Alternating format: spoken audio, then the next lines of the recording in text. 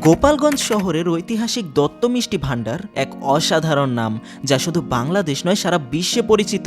1938 সালে ব্রিটিশ শাসনামলে একটা ছোট্ট টিনের ঘরে যাত্রা শুরু করে এই দোকানটি। বসন্ত দত্ত তার ছেলে সুধীর দত্তকে দিয়ে মিষ্টি তৈরির কাজ শুরু করেন। সময়ের সঙ্গে এই মিষ্টি মানুষের মন জয় করে নেয়।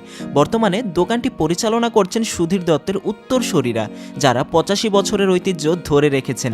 এই মিষ্টি তৈরির বিশেষত্ব হলো এর উপকরণ। দুধ থেকে তৈরি খাঁটি ছানা, সামান্য ময়দা আর হালকা চিনি।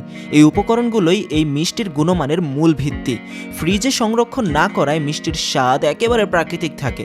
মিষ্টির আকৃতি দেওয়ার পর ফুটন্ত পানিতে সিদ্ধ করে তারপর চিনির রসে ডোবানো হয়, ফলে মিষ্টি পায় অতুলনীয় স্বাদ।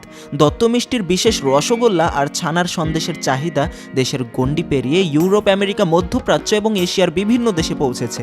বাংলাদেশের অনেক রাষ্ট্রীয় অনুষ্ঠান, এমনকি গোপালগঞ্জের বাইরেও বিভিন্ন অনুষ্ঠানে এই মিষ্টি পরিবেশিত হয়।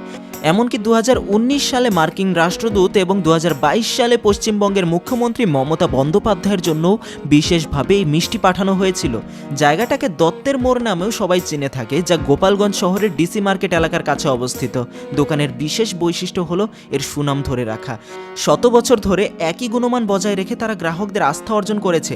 দুধের সরবরাহ গোপালগঞ্জ থেকেই নিশ্চিত করা হয়, যা মিষ্টির স্বাদে এনে দেয় অনন্যতা। এই মিষ্টি কখনো কেজি হিসেবে বিক্রি হয় না। প্রতি পিসের দাম 10 টাকা আর বড় পিসের দাম 20 টাকা। তবে দামের চেয়ে এর স্বাদই বেশি মূল্যবান। দত্ত মিষ্টি ভাণ্ডার শুধু একটা মিষ্টির দোকান নয়, এটি গোপালগঞ্জ শহরের গর্ব।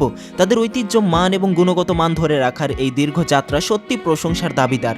এমন স্বাদ যে একবার খাবে কখনো ভুলতেই পারবে না।